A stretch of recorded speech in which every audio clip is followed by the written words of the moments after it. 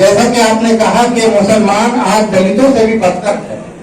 मैं नहीं कर रहा हूँ तो हर जगह कैसा कहा सच्चे कमेटी की रिपोर्ट कहीं का आपसे है। भारत में मुसलमानों की आबादी 16% है और बिहार में मुसलमानों की आबादी 19% है, लेकिन लोकसभा में मुसलमानों का प्रतिनिधित्व सिर्फ 4% है और बिहार विधानसभा में मुसलमानों का प्रतिनिधित्व 5% है। तो मेरा ये कहना है कि भारत एक सेकुलर डेमोक्रेटिक कंट्री है, भारत एक सेकुलर डेमोक्रेटिक कंट्री है और भारत के सेकुलर डेमोक्रेटिक कंट्री में मुसलमानों पर मजहब के आधार पर आरक्षण पर प्रतिबंध क्यों है? जैसा कि हम सब लोग जानते हैं कि 84 सीट दलितों के लिए रिजर्व है, 47 सीट आदिवासियों के लिए रिजर्व है, 131 सीट लोकसभा की ऐसी है जहां मुसलमान खड़ा नहीं हो सकता है और इसमें ज्यादातर सीट मुसलमान की अक्सरियत वाली सीट है। फिर आइए बिहार में 40 सीट सर, बिहार में 40 सीट 40 सीट रिजर्व है SC और ST के लिए, जिसमें 38 सीट इसके बाद सम्मिल होगा सर, जिसमें फुलवारी शरीफ जहां ये प्रोग्राम हो रहा है यहाँ भी मुसलमानों की अक्सरियत है और ये भी सीट रिजर्व है। तो 1950 में दलितों को SC का दर्जा मिला, 1956 में आदिवासी के सीटों को मिला और 1990 में बहुत को मिला। मुसलमानों को और ईसाइयों को SC का दर्जा कब मिलेगा? नहीं करता हूँ कि अगर सीटों के आरक्षित कर देने से समाज सुधर जाता तो दलितों के लिए आपने खुद कहा कि उनके लिए तो सीट पहले से आरक्षित है, लेकिन उनकी दुर्दशा क्या सुधर गई? अगर मुसलमानों के लिए सीट रिजर्व कर दिया जाए उससे और ज्यादा घेटोइजेशन बढ़ेगा, मुसलमानों को लगेगा कि इस सीट के अलावा हम कहीं लड़ ही नहीं सकते। दूसरी जो आपने बात कही कि भाई फुलवारी शरीफ वहां आबादी किसकी ज्यादा है, ये तो पूरे सब पर लागू होती है। कई ऐसे सीट है जहां पर यादव ज्यादा होगा वो रिजर्व है।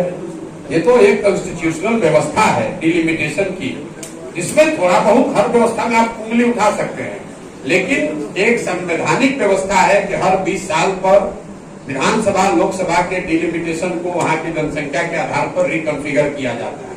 तीसरी एक स्ट्रेटेजिक प्रैक्टिकल बात समझ लीजिए, आज के इस दौर में अगर आप जो बात उठा रहे हैं ये बिरनी के खोता में उंगली डालने जैसा है। खोता में मल तो है, लेकिन अगर निकालने नहीं आए तो मल तो नहीं मिलेगा, मक्खी अलग काट के आपको बर्बाद कर देगी। आज के इस पोलराइजेशन के दौर में जब कोई मुसलमानों का नाम नहीं लेना चाह रहा है, बगल में बैठा नहीं रहा है जिसको आप वोट भी दे रहे हैं, अगर आप आरक्षण की बात उठा दोगे तो यही बात तो भाजपा बोल रही है कि भैया OBC वाले हमको वोट दे दो, नहीं तो मुसलमान को आरक्षण मिल जाएगा। आप उस चक्कर में काहे पड़ रहे हैं?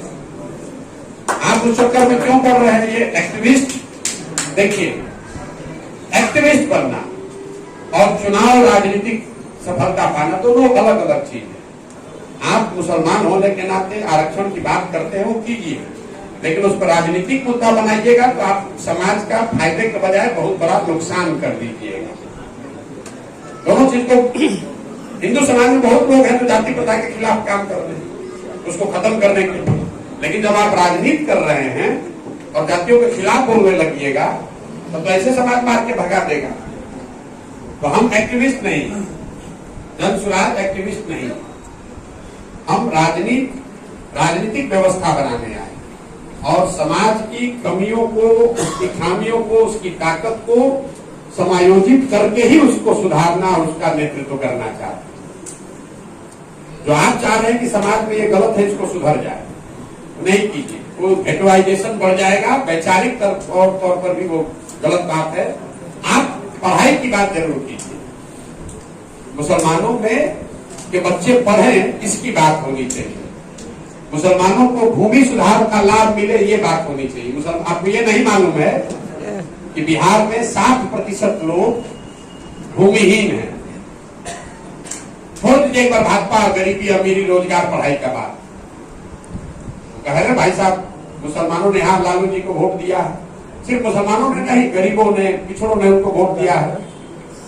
बिहार में 60% लोग भूमिहीन हैं। पूरे देश में सिर्फ 38% लोग ऐसे हैं जिनके पास जमीन नहीं है। अगर यहाँ पर सबसे ज्यादा भूमिहीनों की संख्या है और उसमें 20% आबादी मुसलमानों की है, तो स्वाभाविक तौर पर मुसलमानों की एक बहुत बड़ी आबादी है जिसके पास एक धूर भी जमीन नहीं है। आप में से किसी ने भूमि सुधार पर जन सुराज की क्या सोच है वो आपने नहीं पूछी। बिहार में पिछले साल 4.5 लाख करोड़ रुपया बैंकों में जमा हुआ, 1,61,000 करोड़ रुपया लोगों को लोन मिला। उसमें मुसलमानों को पूंजी में कितना भागीदारी मिला ये आपको नहीं पता। जब तक आप शिक्षा, जमीन और पूंजी में भागीदार नहीं बनोगे तब तक समाज का लंबा विकास नहीं हो सकता। ये आरक्षण का लॉलीपॉप देखिए कैसे पूरे हिंदू समाज पे हाथ बेवकूफ बनाया गया पूरे व्यवस्था में। और आंकड़ा याद रखिए, बिहार में 13 करोड़ आबादी है। कोई कह रहा हम 10 लाख नौकरी दे दिए, कोई कह रहा 5 लाख दे दिए, नीतीश दिए कि तेजस्वी दिए। 75 साल के शासन के बाद आज चपरासी से लेकर मुख्य सचिव तक टोटल जो सरकारी सेवा करने वाले लोग हैं उनकी संख्या है 23 लाख। 23 लाख मतलब 1.97% लोगों को ही सरकारी नौकरी है। उसी में आरक्षण है, चाहे 10 हो, 15 हो, 50 हो, 60 हो, और उसी में समाज को बेच दिया। 98% आदमी को तो नौकरी ना है ना हो सकती है। उसी एक चक्कर में सब 98% दिए जा रहे हैं। हम लोग की सोच ये है कि भागीदारी राजनीतिक हो जो कि इन 3 चीजों में भागीदारी सुनिश्चित करे, शिक्षा में, जमीन में और पूंजी में। क्योंकि गरीबी खत्म करने का यही 3 रास्ता है। अगर आप पढ़े लिखे व्यक्ति हैं, दुनिया भर के डेवलपमेंटल इकोनॉमिस्ट को पढ़िएगा।